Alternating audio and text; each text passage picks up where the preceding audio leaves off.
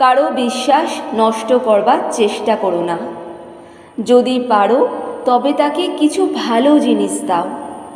যদি পারো তবে মানুষ যেখানে আছে সেখান থেকে তাকে একটু ওপরে তুলে দাও।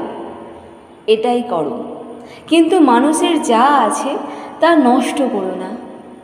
কেবল তিনিই ঠিক ঠিক আচার্য নামের যোগ্য, যিনি নিজেকে এক মুহূর্তে যেন সহস্র বিভিন্ন ব্যক্তিতে পরিণত করতে পারেন।